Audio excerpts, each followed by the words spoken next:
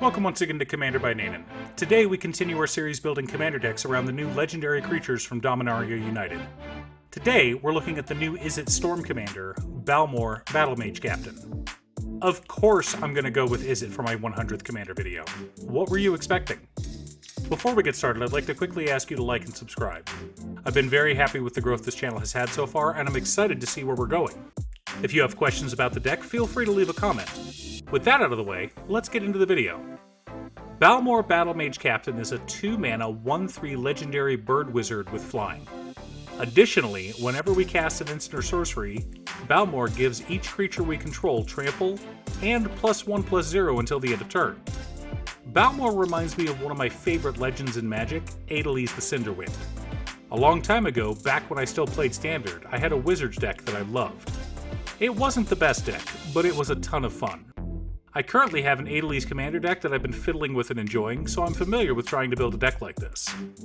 The advantage Balmor has is that, unlike Adeliz, there's no creature restriction. Balmor gives their bonus to every creature we have, which means cards like Murmuring Mystic and Talrand Sky Summoner become exponentially more powerful. Now, the main difference I learned between trying to build a Commander Storm deck as opposed to a Modern Storm deck is that you don't want to focus on cantrips. Sure, cantrips are great when you can cast enough of them to create an enormous advantage, but what happens when you cast 3 cantrips and draw 3 lands? Your deck tends to fizzle. So you want card draw, either attached to your interactions or cards that draw you multiple cards. That being said, most cards that draw you multiple cards have a higher mana value than cantrips. So we'll want to look at adding cards that reduce the mana cost of our instants and sorceries. But before we get into our deck list, we should keep in mind our checklist. 50 mana sources, usually split between 37 lands and 13 pieces of ramp, 10 pieces of card advantage, 8 to 10 pieces of spot removal, 2 to 3 board wipes, 2 pieces of graveyard hate, and 1 sudden I win card. To start, let's take a look at the mana ramp in our deck. To lower the cost of our instants and sorceries, we've got Baral, Chief of Compliance, Goblin Electromancer, Rowan, Scholar of Sparks, Haughty Djinn, Wizards of Thay, Jace's Sanctum, and Storm Skrillex. Our mana rocks consist of Sol Ring, Arcane Signet, Talisman of Creativity, Izzet Signet, Sky Diamond, Fire Diamond, Mind Stone, and Felwar Stone. Seething Song, Mana Geyser, and Brass's Bounty serve as rituals, while Stormkiln Artist gives us treasure tokens. Our lands consist of Command Tower, Exotic Orchard, Reliquary Tower, Sulphur Falls, Volatile Fjord, Temple of Epiphany, Silver Bluff Bridge, Izzet Guildgate, Prismari Campus, Swiftwater Cliffs, Molten Tributary, Myriad Landscape, Evolving Wilds, Terramorphic Expanse, 12 Islands, and 8 Mountains.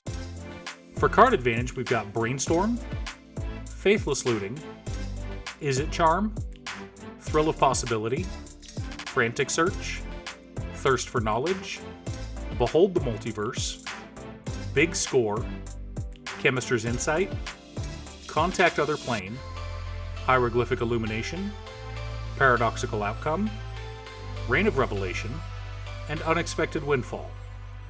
To go with all these spells, we've also got an Archmage Emeritus, and Niv Mizzet Perun, as well as a Mizzix Mastery to recast everything and win out of nowhere.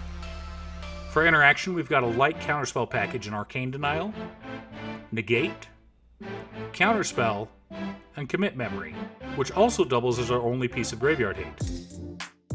We've got a Narset Parter of Veils, as well as a Pongify, a Braid, Blink of an Eye, Into the Royal, Chaos Warp, and Imprison of the Moon for spot removal. Our board wipes consist of Blasphemous Act and Perplexing Test. Now, on to the core of our deck. We're running Expansion Explosion as a copy effect, but under the right circumstances it can be a win con in our deck. Added to that, we have a 1,000-Year Storm.